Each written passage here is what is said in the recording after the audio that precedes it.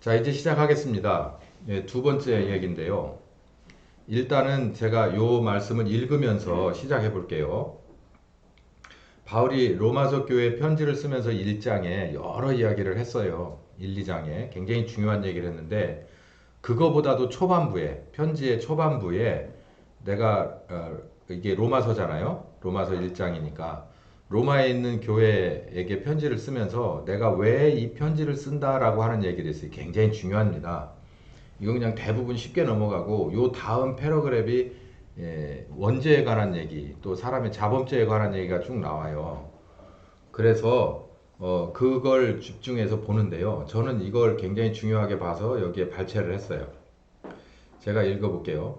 내가 바울입니다. 너희를 하면 이건 이 편지를 수신하는 로마서 교회예요. 로마 교회예요. 너희 보기를 심히 원했다. 그 무슨 이유냐? 내게 뭔가 신령한 은사가 있는데 그것을 너희에게 나눠주고 싶어서 그래서 너희를 흐트러트림 없이 흔들리지 않고 견고하게 하기 위해서 내가 너희들에게 꼭 가기를 원했다. 이 말이에요. 이는 내가 너희 가운데서 너희와 나의 믿음을 인하여 피차 안위함을 얻게 하려 함이라. 뭐 요거는 그런 인사말이니 지나가고.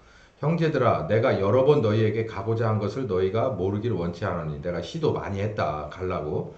이는 너희 중에도 다른 이방인 중에서 같이 로마에 있는 너희들도 다른 이방인이라고 하는 건 다른 이방에 있는 교회들, 그러니까 뭐 에베소 교회니 뭐 어느 교회니 이런 로마 교회가 아닌 다른 교회들이에요. 로마 교회가 비교적 늦게 개척이 됐거든요. 그러니까 그 전에 이미 1, 2차 전도 여행을 다닐 때부터 개척된 교회들 중에서는 뭐가 있다? 열매가 있다. 그런데 너희들도 다른 교회들처럼 똑같이 열매가 있게 한다. 열매 얘기 아까 오전에 제가 했잖아요. 그래서 열매를 맺게 하는 방법을 이 사람이 아는 거예요. 그래서 꼭 로마에 있는 교회는 한 번도 안 갔는데 거기 교회가 있다고 그러니 자기가 개척한 건 아니니까 거길 꼭 가보고 싶은 거예요. 그래서 이 로마에 있는 교인들에게 자기 몸이 먼저 그들에게 가기 전에 편지를 먼저 보낸 겁니다. 이게. 그 뒤로 로마에 있는 교회에 그 죄수의 신분으로 가죠. 잡혀서 호송돼서 가서 한 번, 그리고 두 번 가면서 결국은 순교해서 나오지 못하죠. 결국 뜻을 이루긴 했지만 그 전에 편지가 먼저 간 것이 우리에게 지금까지도 남아 있습니다. 이게 바로 로마서예요. 그러므로 나는 할 수 있는 대로 로마에 있는 너희에게 뭘 전하길 원한다. 복음 전하길 원한다. 근데 복음을 몰라요? 교회인데? 복음 이미 들었잖아요. 예수님 얘기, 십자가 얘기 다 들었잖아요. 근데 이 양반이 말하는 것은 뭔가 특별한 복음이 있다고요. 다른 이 로마에 있는 교회 사람들이 듣지 못한 뭔가가 있는데 여기 그 뭔가가 뭐냐 보니까 열매를 맺게끔 하는 복음이에요. 열매를 맺게끔 하는 복음이라는 건 그리스도도의 초보를 넘어설 수 있는 비결. 이거를 제가 오전의 말씀으로 말하면 영이신 하나님이 나의 거듭난 영에게 주시는 것, 그것을 내 마음속에서 펼쳐서 어디까지 통하는, 내 몸까지 통하게 하는, 어딘가에서 불통되면 안 되거든요. 영이 거듭나지 못한 거는 우리가 어떻게 할 수 없어요. 하나님 아버지가 우리의 영을 거듭나게 아들의 십자가의 권세와 효과로 그렇게 하는 거예요. 선택함에 따라서. 그러니 거듭난 영을 가진 우리는 성령께서 오셔서 예수 그리스도에 관한 모든 것을 우리들의 거듭난 영을 통해서 어디까지 내려보내냐면 우리들의 마음까지 내려보내요. 그러면 이제 어디로? 이 마음에서 충분히 공감하고 느끼고 배우고 어디까지 가면 되냐면 몸까지 가서 행동하면 끝나는 거예요. 그럼 이게 아버지 뜻대로 된 새 사람이에요. 그러려고 예수님을 십자가에 죽였어요.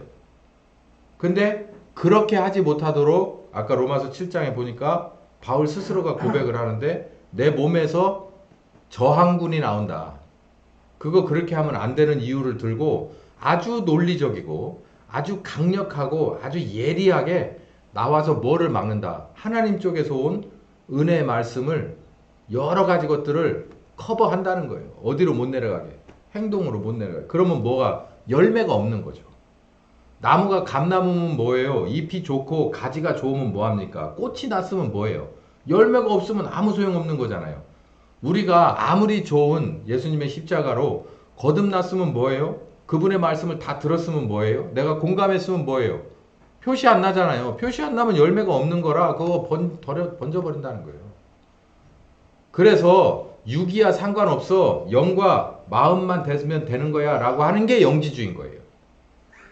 그 사람들은 뭐를 배제해버리냐면 몸의 행동은 그냥 썩어질 거니까 던져버린다는 거예요. 지금도 우리가 반성해야 될 게 뭐냐면은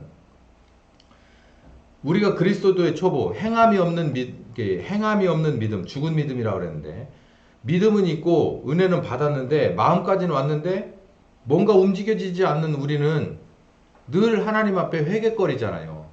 행함이 없는 나의 믿음에 대해서 늘 회개하잖아요. 히브리서 6장에 나오듯이. 근데 그거를 회개를 한두 번 했으면 그렇지 뭐 우리는 조선 사람은 3세판이라니까 3번까지는 봐준다고 칩시다. 그러면 이제 그 다음부터는 하지 말아야 될 거 아니에요. 근데 계속해서 이 문제가 또 걸려서 넘어지고 이 문제가 또 걸려서 넘어지고 그러지 않아야 된다는 걸 다 아는데도 또 넘어지는 게 계속해서 지속이 되는데 3세판이 문제가 아니라 1년 지나 10년 지나 20년 지나 30년 지나 40년 지나 그러다가 장로 권사하고 목사하고 죽을 때까지도 해결이 안 되면 어떻게 되는 거예요? 여기 성경에 보면 뭐라고 돼 있어요? 열매 없으면 뭐 한다는 거예요? 버린다는 거예요. 행함이 없는 믿음은 그 믿음 자체가 거짓말이라는 거예요.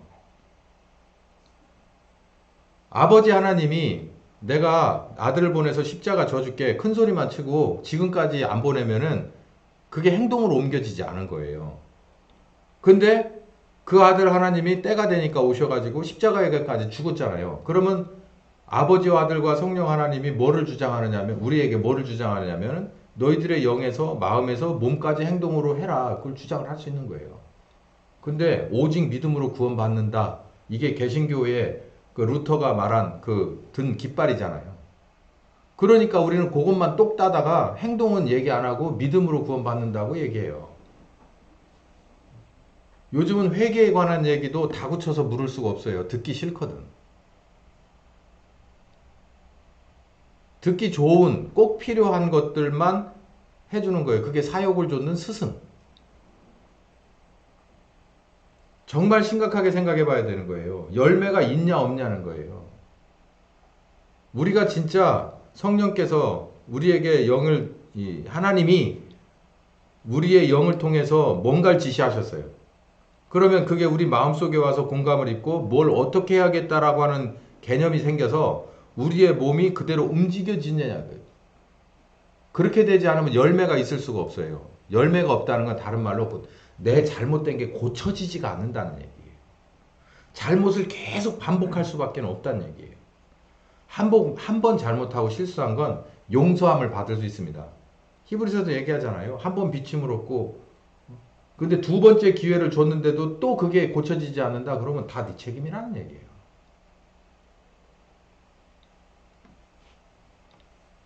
바울은 뭔가 특별한 게 있어요. 사실 이 특별한 이 로마서에 쓴 내용을 보면 바울의 정체성이 바울이 남다른 사도라는 게 13번째 사도라고 주로 말하는데 12명의 사도들에게는 이렇게 뚜렷하게 보이지 않는 것이 특별히 13번째 사도인 바울에게는 확실하게 보이는 게 있어요. 그게 바로 로마서에 나와 있어요. 그 12명의 사도들은 그 설교문이라든가 이런 것이 이런 식으로 이렇게 딱 떨어져 단행본으로 이 사람이 베드로가 야고보가 요한이 이런 사람이라는 걸 신학적으로 이렇게 분석해낼 만한 게 없어서 그런지 그런데 바울은 있어서 그런지 오죽했으면 이 바울의 서신이 신약 성경의 반이 넘잖아요. 바울은 확실한 게 있었어요. 그렇기 때문에 이 사람이 자기의 고급 신분을 다 버려버리고 그냥 일용직 노동자로 지금으로 보면 뭐 스미가 뭔지 아세요, 여러분? 스미 아니면 저 벽돌 지는 사람 이런 등등의 일을 해가면서 자기의 것을 다 버리고 이 얘기를 하러 다닌 거예요. 제가 이 얘기를 한번 설명해 드릴게요. 바울을 정말 이렇게 사지로 몰아넣을 만큼 내가 내 스스로 어려운 곳에 내 발로 걸어 들어갈 만한 이유가 분명히 있었어요, 이 사람이. 그게 뭐냐면 견고하게 열매 맺게 하는 복음의 뭔가를 알았어요. 그러니까 로마서 제가 여기는 발췌를 안 했는데 로마서 1장 16절 17절에 읽어보면 복음에는 하나님의 의가 나타난다고 그랬어요. 그러니까 예수님의 십자가에 죽고 부활하신 것 안에는 하나님의 의가 나타난다고 그랬거든요. 그 하나님의 의라고 하는 것이 뭐냐면 사람을 흔들림이 없게 하고 그 믿음을 흔들림이 없게 하고 뿐만 아니라 행동까지도 그 믿음에 걸맞는 행동으로 되게끔 하는 그것이 어디 안에 들어있냐면 복음이라는 거 안에 들었다는 것을 알아요. 그러면 바울이 말하고 싶은 건 다른 사람들은 이 복음에 대해서 제대로 안다 모른다. 모른다는 얘기죠. 그러니까 자기는 뭔가 제대로 보는 게 있고 보는 것뿐만 아니라 그대로 실증이 자기에게 됐고 그거를 전해서 많은 사람들이 그 말씀 따라서 그 말씀이 원하는 바대로 완성되어 가는 것을 봤기 때문에 이 사람은 그래서 목회하고 다니는 사람. 그게 뭐냐? 이거를 알아요. 바울이 아는 복음 안에서 특별한 것은 다른 사람은 이런 얘기 한 사람이 없어요. 사도들 중에서. 어디 이런 사람이 어디 있어요? 이런 얘기 없어요. 성경 신약성경 27권을 다 읽어봐요. 12명의 사도나 뭐 기타 다른 사람들 뭐 저기 무슨 요한 1, 2, 3서에 2서 3서 쓴 장로들 이런 사람들이 쓴데 이런 얘기가 있나 한번 보세요. 우리 옛사람이 예수와 함께 십자가에 못 박힌 것은 죄의 몸이 멸하여 다시는 우리가 죄에게 종노릇하지 않게 하려 한 것이다. 그러니까 이 말은 예수님이 십자가에 죽고 부활하신 것, 복음이죠. 그 안에는 우리를 이렇게 만들기 위해서 이런 새로운 창조물로 새롭게 만들기 위해서 예수님이 십자가에 죽고 부활하셨다. 그게 복음이라는 것을 여러분은 알아야 됩니다. 이 얘기예요. 여기 보면은 다시 한번 자 보자고요. 여기 보면 옛사람이라는 얘기 나와요. 옛사람이 있으면 뭐가 있을까요? 반대로 새사람도 있죠. 여기 보면 죄에게 종노릇하지 않는 상태는 구원입니다. 그러니까 내가 회개하고 복음을 믿어서 대부분 선포해줘요. 너는 오늘부터 예수 믿고 구원받은 사람이다. 그래서 침례를 줍니다. 그래서 이제 사실 구원받은 사람으로 확 낙점을 해버리거든요. 그게 이제 성경에 있어요. 그래서 여기저기 성경에 주의 이름을 부르는 자는 구원을 얻으리로다. 응? 주의 이름을 부르는 자는 구원. 어디 요즘 많이 하나도 웃으시는 분이 없는 거 보니까 영화 보신 분이 없는가 보네. 네, 주의 이름을 부르는. 어쨌든 우리는 구원이라는 것을 성경 말씀에서 굉장히 단편적으로 받아들이면서 이런 얘기는 생각하지 않고 구원을 아주 간단한 행동, 뭐 비교적 간단한 행동, 간단한 믿음 가지고 되는 거라 생각해요. 그런데 여기서 우리가 죄에게 종노릇하지 아니하는 것, 이게 쉽게 말하면 구원인데 구원받았다라고 성경 여러 말씀을 가지고 회개하고 복음 믿어 침례받아서 구원받았다고 하면 우리가 죄의 종노릇 해야 돼요, 안 해야 돼요? 구원받았으면 종노릇 하지 말아야지. 근데 왜 종노릇 해야? 그게 문제인 거를 알아야 돼요. 아니 내가 예수 믿었는데 그래서 구원받았다고 해서 침례받았는데 회개하고 복음을 믿어서 거듭나고 그래서 구원받았다는 말씀 내게 주시고 그래서 확신 주시고 구원의 확신이라는 게 참 말이 웃기는 거거든요. 구원을 어떻게 내가 확신해? 예? 그러니까 그 얘기 뭐냐면 내가 구원을 받았다는 거예요. 그럼 제가 한번 물어볼게. 죄의 종노릇 해요 안 해요? 근데 구원받았어요? 목사님이 뭐 확신을 가지래요. 둘 다 망하는 거예요. 제가 그러니까 그러잖아요. 저는 제가 구원받았다는 것을 모릅니다. 전 몰라요. 어디 가서 이게 결정나요? 우리 주님 오실 때 결정나요. 내가 어떻게 구원받았다고 확신을 해요. 그것처럼 오버 센스가 없어요. 그 구원은 아이고 그럼 말씀은 뭐예요? 말씀이죠. 말씀 믿어요. 저는 근데 모든 것을 제가 이 말씀에 견주어서 상상할 수 있는 건 내 권한이지만 그러나 구원에 관한 권한은 제게 없다는 거예요. 이건 굉장히 참 저기한 얘기라서 다음에 또 언젠가 한번 해봐요. 죄의 종 노릇하면 구원받는 사람 아닙니다. 하나님의 종이어야지 왜 죄의 종이에요? 근데 어떻게 구원받는 사람이에요? 말이 앞뒤가 안 맞잖아요. 여기 보면 죄의 종 노릇하는 걸 뭐라고 얘기하냐면 나의 옛사람이, 우리 아까 공부를 했지만 이 옛사람은 뭐의 지배를 받는 거예요? 몸의 지배를 받는 거예요. 몸에서 나오는 그 무엇인가가 하나님에게로 마음에 내려와 자리 잡은 말씀을 싸워서 이긴다고 했잖아요. 그러니까 몸에서 나오는 무엇인가는 뭐의 지배를 받고 있냐면 여기 보면 죄의 지배를 받고 있다는 거예요. 조금 더 설명해 볼게요. 7절. 이것은 여기 이건 제가 필요에 따라서 넣은 겁니다. 읽어봅시다. 시작. 옛사람이 죽은 자가, 그러니까 옛사람이 살아있으면 안 돼요. 옛사람이 죽어버려야 돼요. 내 속에 있는 옛사람이 죽어버려야 뭐에서 벗어날 수 있다. 비로소 죄에서 벗어날 수 있다. 그래서 의롭다함을 얻기 때문이다라는 거예요. 자, 그러면 쉽거든요. 로마서 7장에 아까 뭐라고 했어요? 바울이 여기 있을걸?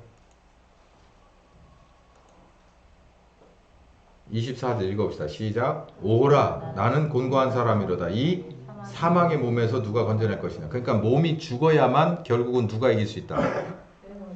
새 사람이 이길 수 있다는 얘기잖아요. 그러니까 뭐 할 때까지 이대로 기다려야 되느냐 이 말이에요. 내가 몸이 죽을 때까지, 사망할 때까지 기다려야 되느냐는 거. 그래서 이렇게 생각을 해요. 그건 죽어야 해결되는 문제야 라고 가르치는 목사님들이 있어요. 그러니까 내 숨이 떨어져야, 내 이 몸이 생명력을 잃어버려야 새 사람인 내가 구원받는다, 죄에서 종노릇 하지 않는다라고 얘기하는, 그렇게 가르치는 분이 있다고요. 그것도 맞는 것 같아요. 여기 글씨로 보면. 근데 여기를 보면 분명히 그렇게 돼 있지 않아요.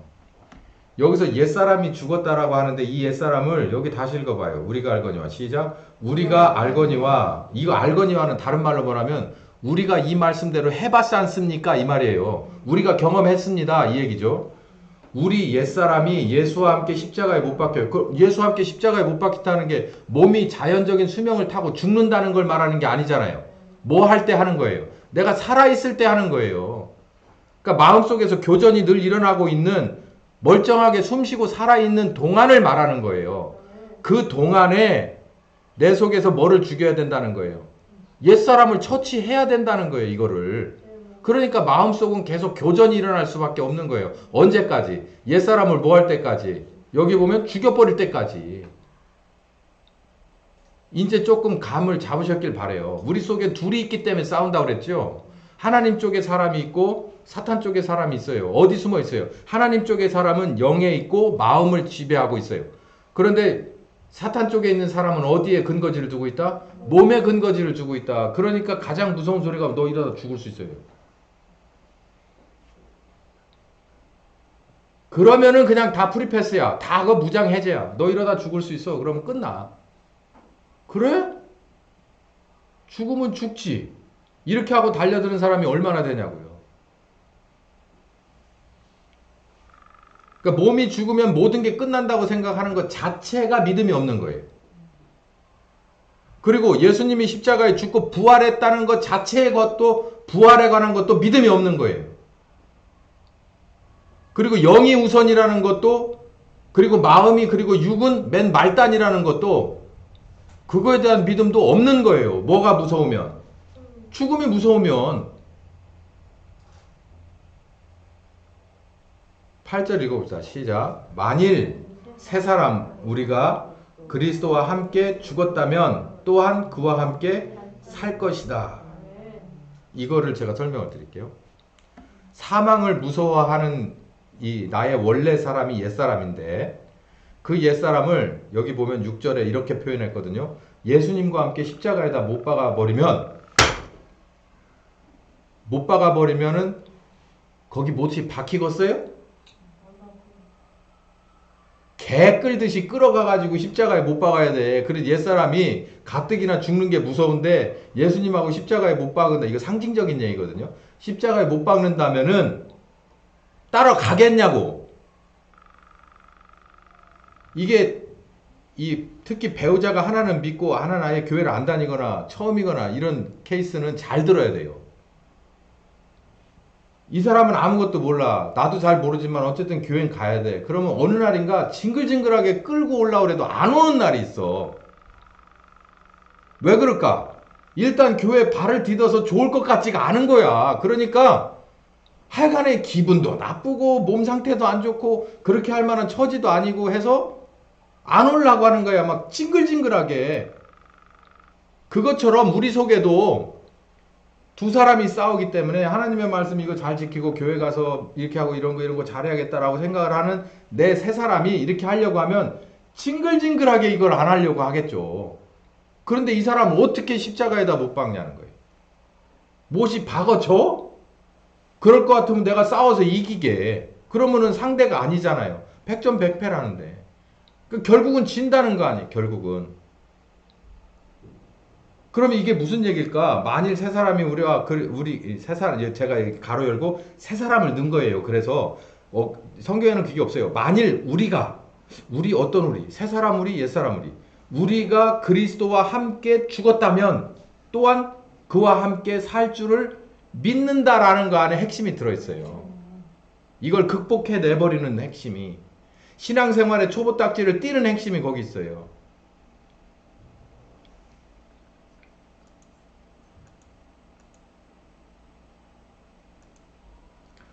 어떻게 이기나? 이게 되게 중요한 건데, 성령님을 따라가라는 얘기가 로마서 8장이겠죠. 보나 마나. 근데 제가 요거를 마태복음 16장을 한번 찾아볼게요. 21절에서부터 25절까지 보면 가이사라 빌립보 지방에서 예수님이 물어봅니다. 제자들에게. 세상 사람들이 날 뭐라 하느냐? 세상 사람 엘리야, 에레미야라고 선지자라고도 합니다. 니들은 나를 뭐라고 하는데? 그랬더니 베드로가 나서서 주는 그리스도시여 살아계신 하나님의 아들입니다 라고 얘기를 해요. 그러면서 이제 옥신각신 하다가 결국은 이 말씀이 나오거든요. 24절 한번 읽어봅시다. 시작. 이에 예수께서 제자들에게 이르시되 아무든지 나를 따라오려거든 자기를 부인하고 자기 십자가를 지고 나를 쫓아와라 라고 얘기를 해요. 이 말씀이 엄청나게 중요해요. 아까 말씀드린 대로 거듭난 세 사람은 성령님을 따라서 그대로 마음 먹고 행동하길 원해요.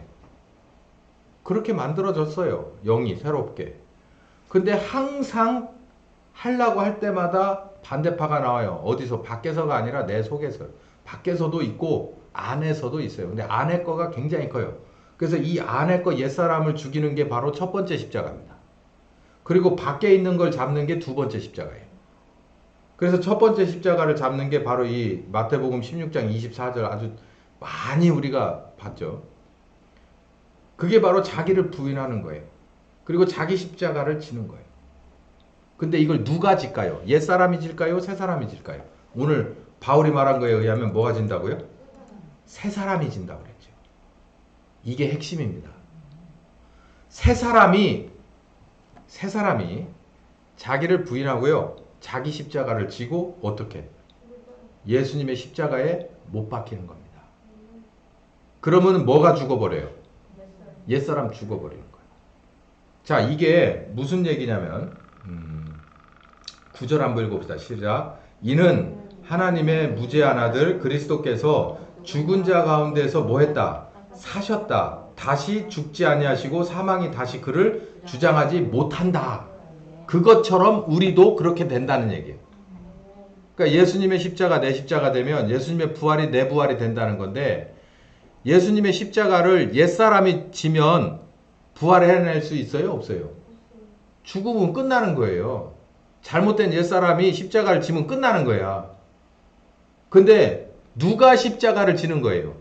새 사람이 십자가를 지면 새 사람은 예수님이 죄가 없어서 무죄해서 부활하셨듯이 우리도 부활해요. 그런데 누가 따라 나오지를 못해.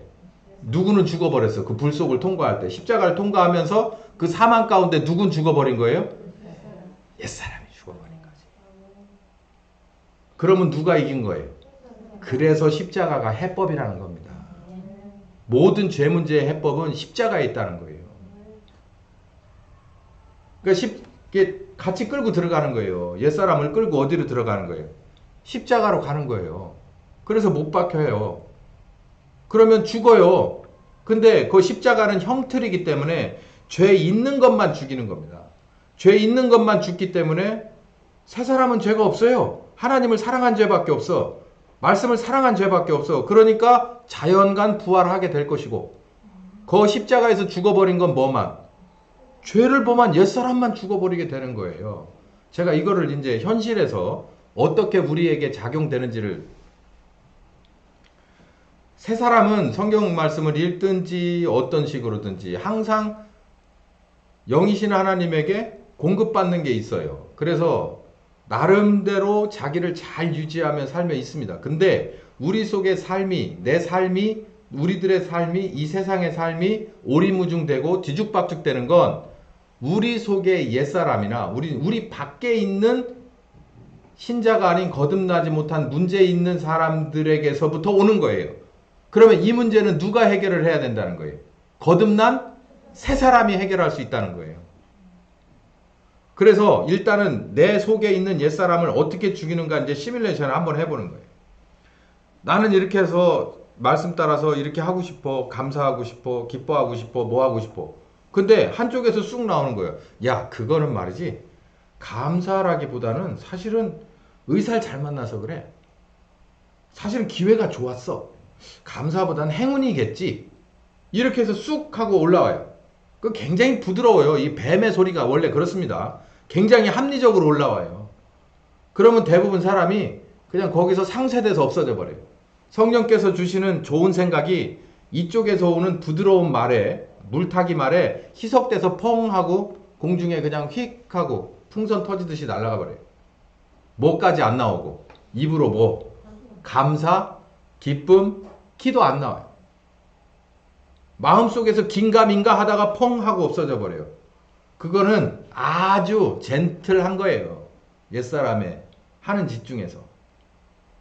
근데 이렇게 해서 몇 번 하다가 결국은 어디까지 가느냐면은 우리가 정말 신자라고 하는 정체성을 흔들리게 하려면 우리의 마음을 혼란스럽게 하고 더 나아가서 영으로부터 공급을 못 받아오게 하면은 사탄이 이기겠죠.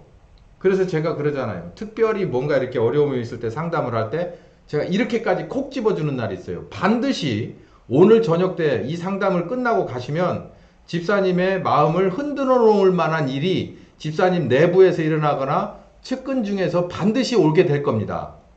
제가 딱 예언을 해서 보내잖아요. 거의 10중 8구 맞아요. 왜냐하면 그렇게 해서 마음속의 평안을 깨트려 버리는 거예요. 새 사람은 마음이 평안합니다. 근데 옛 사람이 불안하고 힘들게 만들어요. 새 사람은 믿음이 있어요. 근데 옛 사람은 그 믿음을 희석시키고요. 오히려 반대, 의심을 만들어내요. 그러려면 이쪽에서 아주 심각한 문제를 가지고 옵니다. 얘들이 어디 숨어 있다고 그랬죠? 몸속에 숨어 있다고 그랬어요. 몸속에 숨어 있으면 몸이 뭔 일이 생기면 사람은 즉각 반응합니다. 즉각. 정말 1초의 여유도 없이 반응을 확 해버려요. 그러면은 우리의 뭐까지 깨지냐면 마음까지 막 흔들려요. 그래서 성령께서 뭐라고 하신 말씀, 이렇게 될 거니까 이렇게 하자라고 하는 그 은혜의 말씀들이 또 이런 이 큰 하나님의 그 청사진들이 다 흔들려 버리는 거예요. 그러면 만약에 목사를 그렇게 만드는데 성공을 했다. 그러면 교회 완전 쑥대밭 되는 거예요. 그러니까 교회를 흔들려면 목사를 흔들면 쉬워. 그러면은 뭐 슬슬 교회는 흔들려요. 그냥 풍치처럼 빠진다고 나중에. 여러분도 마찬가지입니다. 그렇게 흔들고 가는 거예요.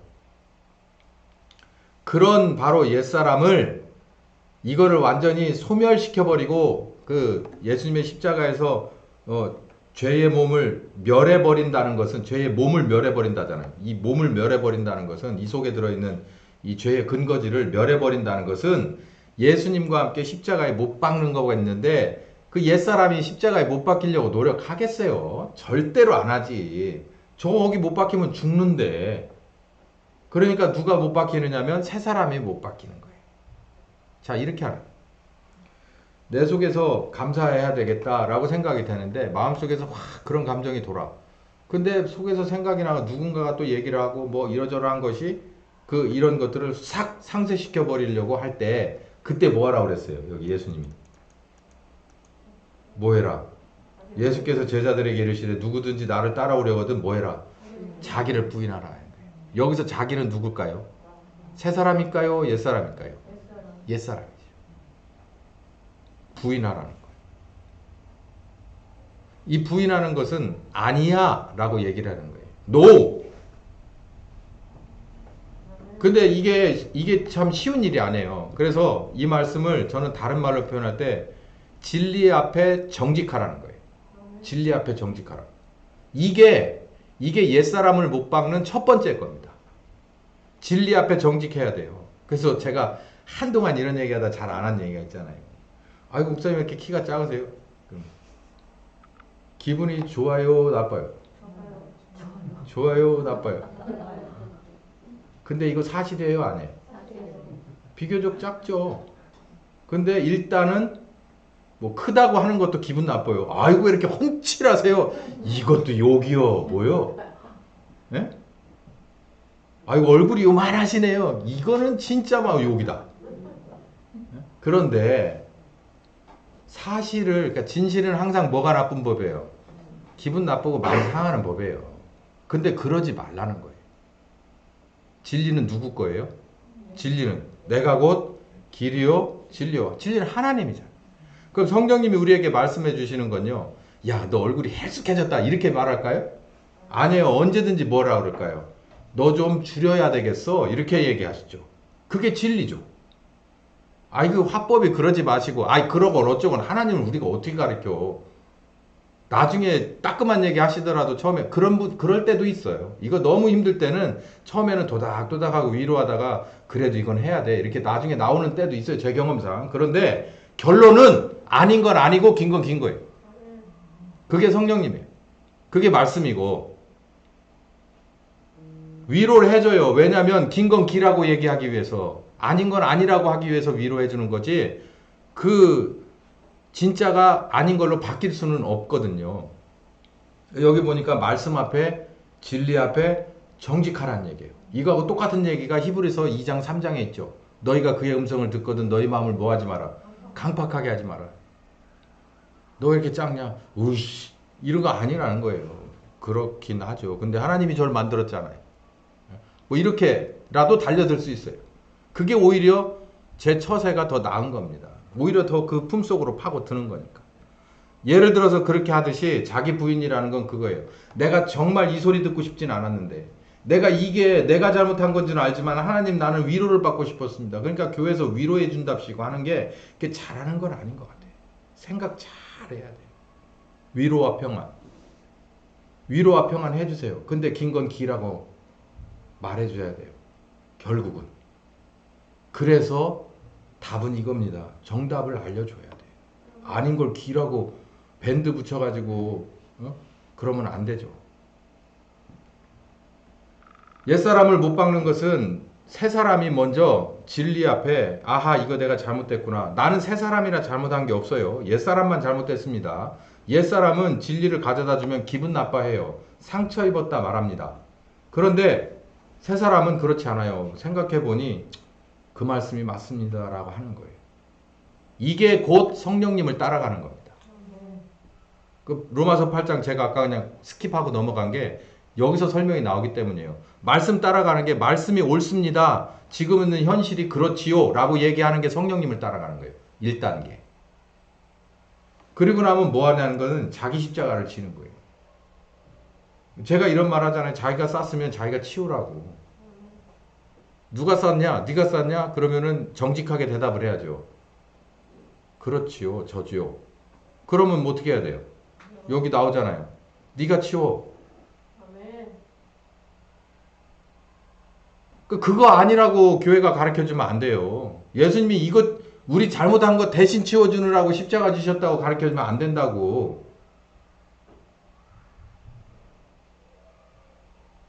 우리는 이런 사람이어야 돼요. 예수님이 우리 죄를 위해서 십자가를 지신 건 맞습니다. 그리고 사사건건 회개하시면 그거 받아주시고 다음 기회를 주시고 도와주시는 분이 맞기는 해요. 근데 그렇다고 그러면 이거 잘못했으니까 회개했으면 끝난 거예요? 회개하면 끝난 거냐고요. 그러면은 아니죠. 그걸 어떻게 회개하고 다 그러면은 내가 오늘도 잘못했다고 회개하는 것으로 다 끝나면 회개하고 그 죄값을 다 누구한테로 던지는 거예요. 다 미는 거예요. 예수님 치워주세요. 저기도 하나 쌓아놨어요. 저기도 하나 지저분하게 만들어놨거든요. 치워주세요. 치워주세요. 그러고 나는 회개했으니까 끝난 거예요. 용서함 받았어. 이런 거 성경 말씀이 언제 그렇게 돼 있지 않습니다. 그리고 세상 사람들도 이런 넌센스를 받아주려 하지 않아요. 세상 사람들은 뭐 얘기할 거 없이 차치하더라도 말씀이 그렇게 돼 있지 않아요. 여기 아주 이런 얘기가 있어요.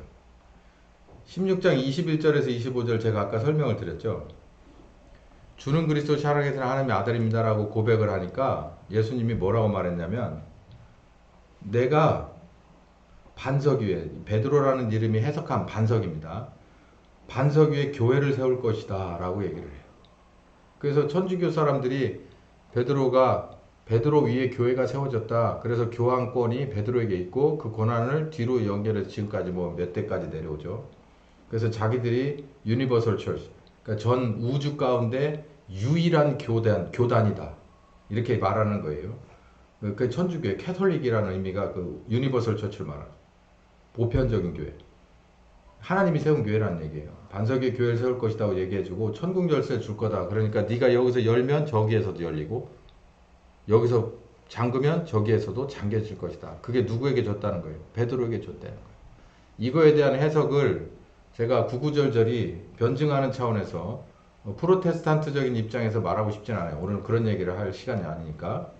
그렇지 않습니다.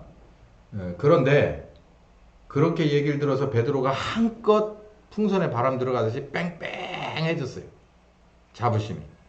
그러고 있는데 예수님이 바로 그 다음 뭐라 그러냐면 네가 말한 그리스도, 그러니까 주는 그리스도시오 그랬잖아요. 베드로가. 그러니까 그 뒤에 이어서 뭐라냐면 네가 말한 그리스도, 그러니까 나죠. 그리스도는 십자가에 죽고 3일 만에 부활해야 돼야. 그러니까 그리스도의 숙명은 이런 거야 라고 얘기를 해요. 그러니까 베드로 입장에서 가만히 생각하니까 자기가 굉장히 자부심이 빵빵해졌는데 그렇게 말씀하시는 예수님이 십자가에 비명행사 하신다니까 베드로 입장이 어떻게 되겠어요? 그거 인정할 수가 없죠. 그래서 그렇게 안 됩니다. 절대 안 됩니다 라고 얘기를 해요. 그러니까 예수님이 아주 극언을 합니다. 이 사탄아, 이 자식아, 사탄 자식아 내 뒤로 물러가라. 네가 하나님의 뜻을 저버리고 사람의 뜻을 세우려 한다는 거예요. 그 사탄아 물러가라고 얘기를 해요. 그리고 나서 나온 얘기가 여기 이때로부터 예수 그리스도께서 자기가 예루살렘에 올라가서 장로 대제사장과 고난을 받고 죽임당하고 3일에 살아나야 될 것을 비로소 가르쳤다. 이 굉장히 중요한 복음의 핵심이거든요. 근데 여기 뭐라 그래요? 그렇게 안 됩니다. 결코 그렇게 하면 안 됩니다. 라고 얘기하니까 이 사탄아 그러고 예수께서 제자들에게 이르시되, 그러니까 나머지 제자들 베드로를 꾸짖고 교회 세운다는데 꾸짖고 나머지 제자들에게 그런 거죠. 너희들도 나를 따라 오르는 이놈의 새끼처럼 되면 안 돼 이 말이에요. 그러면서 네 십자가를 줘. 그럼 베드로가 지금 자기 십자가를 지는 행동을 해서 자기를 부인하지도 않았고 자기 십자가를 지지도 않았어요. 그러니까 자기를 부인하고 자기 십자가를 지는 것은 베드로가 한 행동의 반대로만 하면 된다는 얘기예요. 그러니까 그 반대로 하면 어떻게 될까라는 겁니다. 자기를 부인하라, 자기 십자가를 지라, 그리고 나를 따르라 이렇게 말씀하시면서 끝나는 거예요. 자기가 생각하는 그리스도는 여러 사람들에게 이 힘없는 닭이 찍혀서 궁지로 몰려서 십자가에 죽는 것이 아니에요. 만약에 그렇게 죽는 것이 그리스도라면 자기 위에다가 교회를 세운다고 하는 그 교회 자체가 의미가 있어요, 없어요? 자기가 생각할 때는 없는 거예요. 그러니까 내가 생각하는 그리스도는 그게 아니라 그냥 울트라맨인 거예요. 그래서 모든 악을 그냥 한 방에 날려버릴 수 있는 그런 걸 상상을 하고 그분이 나 위에 나라고 하는 베드로 위에 교회를 세우기 바랍니다. 지금 우리가 예수님 그렇게 믿잖아요. 우리가 십자가 져야 된다라면 그렇게 얘기하겠죠. 손들고. 그렇게 질문하고 싶지 않으세요? 예수님, 목사님, 저기 십자가는 예수님이 지고 우리는 부활의 영광에 참여하면 되는 거 아니에요? 성경에 그렇게 나오지 않나요? 그럼 우리가 십자가를 져야 된다면 예수님이 십자가를 왜 졌대요?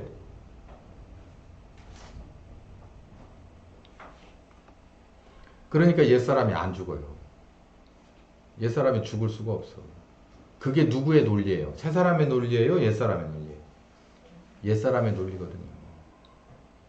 죽는 건 누가 죽고 예수님이 십자가에 죽고 나는 뭐하고 무럭무럭 내가 원하는 대로 잘 살고 예수님은 나 잘 살게 모든 것을 물심양면으로 공급해주고 그러려고 그래서 그게 사랑 아닌가? 그런 거예요. 그러니까는 이게 참 사탄의 물타기는 참 재밌는 거예요. 그래서 사람이 영이 있고 마음이 있고 몸이 있다는 것을 우리가 잘 알아야 되고 여기서 이제 아까 거듭나기 전에도 죄인임에도 불구하고 우리들에게 양심, 하나님의 형상이 있다고 그랬잖아요. 거듭난 우리들은 이 범죄한 양심 정도의 수준이 아니라 범죄한 양심은 어쩔 때는 이렇게도 저렇게도 늘 바뀌어요. 근데 새로 거듭난 사람은 영이 거듭난 사람은 우리들의 마음까지 뭐가 직접 내려오냐면 하나님의 영향권이 우리들의 마음까지 직접 와요. 그래서 온전해진 양심이 돼요. 온전해진 양심이 돼서 그걸 몸으로 내려버리려 하니까 사력을 다해서 이에서 올라와서 틀어 막는 옛사람이 있는 거예요. 근데 그 옛사람을 죽이는 방법은 다른 게 아니라 새 사람이 자기를 부인하고 자기의 십자가를 지는 것밖에는 없는 거예요. 그러면 옛사람이 설 자리가 없는 거예요. 설 자리. 자, 이러는 과정이 그렇게 쉬운 것만은 아닙니다. 자기를 부인하는 것은 어쩌면 쉬워요. 자기 부인하는 건 쉬운데 이제 자기 십자가를 지는 게 좀 어려워요. 자기 십자가를 진다는 건 이거 내 문제니까 이걸 내가 지고 가야지 라고 마음으로 탁 먹었다고 그래도 그게 행동으로 옮겨지려면 여러 가지 면에서 참 힘든 고비가 있어요. 자, 근데 또 그때 무슨 얘기가 나오냐면 요 로마서 8장이 나오는 거예요. 자, 육신을 쫓지 않고 그 영을 쫓아 행하는 우리에게 율법의 요구를 이루어지게 합니다. 라고 얘기했죠. 만일 너희 속에 하나님의 영이 있다면 또 그리스도께서 너희 안에 계시다면 너희의 몸도 결국은 승리해서 이길 것이다. 육신대로 살면 안 된다. 영으로서 몸의 행실을 죽이면 된다. 무는 영으로서 인도함을 받는 자면 하나님의 아들이다. 이거를 정리하면 내가 내 십자가를 지는 건 새 사람이라도 어렵습니다. 그런데 여기 보면 우리 속에 누가 있다. 여기 보면 성령님이 계시다. 여기서 성령님은 보혜사 성령님. 경우에 따라서는 오순절 성령님이 돼요. 보혜사 성령님이 오셔서 어떤 때 같이 간다는 거예요. 말씀만 탁 하고 뒷전에서 이렇게 팔짱 끼고 너 십자가 잘 지나 안 지나 보자 이렇게 하는 분이 아니라는 거죠. 그래서 내가 그 십자가를 등에 얼매고 한 곱이 한 곱이 넘어갈 때마다 숨이 턱까지 차오를 때마다 나 혼자는 아니라는 거예요. 누가 있다는 거예요. 내 속에 성령님이 함께 간다는 거예요. 함께. 그렇기 때문에 우리는 이걸 찾아야 돼요. 십자가를 내가 나를 부인할 때 중요하고요. 십자가를 질 때 힘들 때 내 속에 있는 분을 찾아야 돼요. 안 계신 것 같은 성령님을 찾아내야 돼. 그러면 새 생명의 작업은 거기서 일어납니다. 거기서 내가 십자가를 지고 웬만큼 내 힘을 가지고서 언덕을 넘어갈 수 있어요. 언덕을 넘어가다가 어느 정도 시점이 되면 내가 도저히 이건 아닌 것 같다라고 해서 그냥 영육간에 힘들어서 푹 주저앉을 때가 있어요. 그러면 그때 누굴 찾아야 되는 거예요? 성령님을 찾은 거예요. 성령님을. 성령님을 찾으면 그 성령님이 와서 뭐 하는 거예요? 같이 이 십자가를 지고 가는 거예요. 그러고 나서 그 고비를 넘어섰더니 나는 살아있는데 뒤를 돌아다 봤더니 내 속에 누구는 없어졌어? 옛사람은 어디 시점에서 없어졌을까요? 내가 너무 힘들어서 나를 주저앉아서 주저앉을 수밖에 없고, 그리고 이제 나 살려달라고 누굴 찾을 때? 성령님을 찾을 때 누구는 죽는 거예요. 그러면 성령님이 나와서 나를 살려주잖아요. 그러면 옛사람은 거기서 죽어요. 그러면 새 사람만 부활의 영광으로 나오는 거예요. 케이스 바이 케이스 나의 문제되는 것들을 다 그렇게 새롭게 만드는 거예요. 하나님이. 그러다 웬만큼 돼서 뒤돌아다 보고 봐라, 옛사람이 많이 없어졌잖아, 이렇게 되는 거예요. 그러려고 예수님이 십자가를 졌다는 거예요. 제가 이거는 그냥 마지막으로 그냥 간증인데요. 내가 힘들고 가장 어려울 때 내가 진짜 마음의 무릎뿐만 아니라 진짜 몸의 무릎도 확, 그리고 머리까지 숙여질 정도가 탁 되잖아요. 그러면 누가 생각나냐면 예수님이 이렇게 죽으셨겠구나가 생각이 나요. 그런 생각이 나면은 여지없이 누가 오시냐면 네 십자가를 내가 지겠다는 거야. 너는 십자가에서 물러나고 내가 네 십자가를 대신 지겠다. 그래요. 한 번도 저는 십자가를 끝까지 접은 적이 없어요. 왜? 그 십자가 지고서는 못 가요. 내가 죽어야 되게. 죽어야 끝나는 거예요. 근데 어느 시점에서 내가 도저히 정말 할 수 있는 데까지 다 해보고 사력을 다해도 안 돼서 쓰러질 때는 그때 누구 생각이 나냐면 주님 생각이 난다니까요. 아, 주님 이렇게 지고 죽으셨겠구나. 그러면 여지없이 주님이 나타나서 그래요. 야, 너는 이제 네 십자가 내려놓고 비껴라. 내가 그 십자가 대신 지고 갈게. 그렇게 고비고비가 넘어가게 되더라고요. 저의 경우는 그래요. 그래서 저는 우리는 지는 흉내만 낸다고 얘기해요. 저는 흉내만 낸다고 봅니다. 근데 그 십자가를 지금도 누가 지시냐면 우리 주님이 지는 거예요. 근데 나는 뭐 하는 거예요? 그 십자가 지고 내가 지는 데까지 지고 가보는 거예요. 뭘 따라서? 말씀 따라서 가보는 거예요. 그러다 너무 힘들어서 지칠 때 힘 주시고 능력 주셔서 그래도 한두 발 진행하다는 결국은 이제 정말 아무것도 없어요. 그러다 쓰러지면은 우리 주님이 그때 내가 너를 위해서 십자가 졌어 그래요. 내가 너를 위해서 십자가 졌어. 너는 이제 그 십자가를 내려놓고 비껴라. 내가 그 십자가를 지고 너를 대신해서 죽어주마. 항상 그렇게 해줬어요. 난 십자가를 진 적이 없어. 그러니까 이제 내 속에는 하나가 있어요. 주님은 언제나 내 십자가를 대신 져주시는 주님이셨어요. 저에게. 그러니까 저도 이제 주님 거를 좀 져야 되는 거 아닙니까? 라고 하는 게 두 번째 십자가. 주를 위한 십자가. 뭐가 살아나서? 내 속에 새로운 양심이 살아나서. 맨날 이렇게 은혜 받았어. 되겠어. 나도 뭔가를 해야지. 누구 앞에? 하나님 앞에. 그런 사람한테다가 일을 맡깁니다. 네가 날 사랑하냐? 네가 날 사랑하냐? 내 어린 양을 먹여라. 내 양을 치라. 내 양을 먹여라.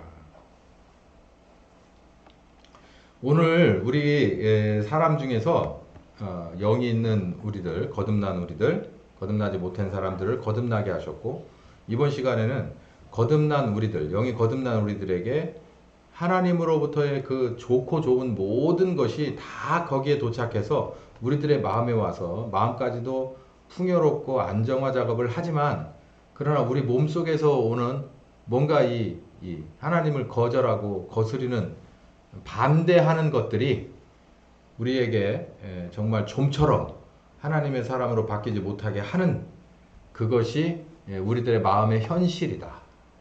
그래서 이 문제를 해결하는 데는 자기를 부인하고 자기 십자가를 지는 말씀 앞에 정직하고 그리고 내가 내 십자가를 당연히 지고 가다 우리 주님을 만나서 그 은혜를 다시 입어서 우리 속에 새 사람이 그만큼 새롭게 창조되는 옛사람은 죽고 새 사람이 창조되는 그것이 바로 우리 마음 속에서 이루어진다라는 얘기고 이제 다음 시간에는 이제 우리의 몸으로 가도록 하겠습니다. 오늘 여기까지 하겠습니다. 기도합시다. 감사합니다, 주님. 우리가 그렇게 창조될 때도 간단하게 창조되지 않았고 또 범죄하고 나니 이걸 뜯어 고치는 일도 정말 좀처럼 쉬운 일이 아니라 하나님만 할 수 있는 일이라서 복음을 우리에게 주셔서 우리가 볼 땐 복음이 참 미련하고 답답하고 한심한 것 같지만 이 안에 정말 이렇게 소중한 것이 들었고 하나님이 우리를 사랑해서 정말 하나님이 사랑하는 것은 털끝만큼도 건드리지 않고 혹은 십자가를 지면서도 결국은 부활의 영광으로 다시 새롭게 온전하게 만들어 주시는 하나님의 정말 신묘막측한 계획인 것을 알게 되었습니다. 우리 이 복음을 정말 바울이 말하는 것처럼 특별함이 이 안에 들었으니 우리를 새롭게 하는 것이 이 안에 들었으니 정말로 잘 해석하고 깨달을 수 있도록 성령님이 오늘 들은 것보다도 더 많이 가르쳐 주셔서 이들의 삶 속에서 늘 함께 하시며 정말 소중한 것, 정말 확실한 것, 정말 강력한 것으로 우리 주님 증거하여 주시옵소서. 예수님의 이름으로 기도했습니다. 아멘. 오늘 여기까지 합시다.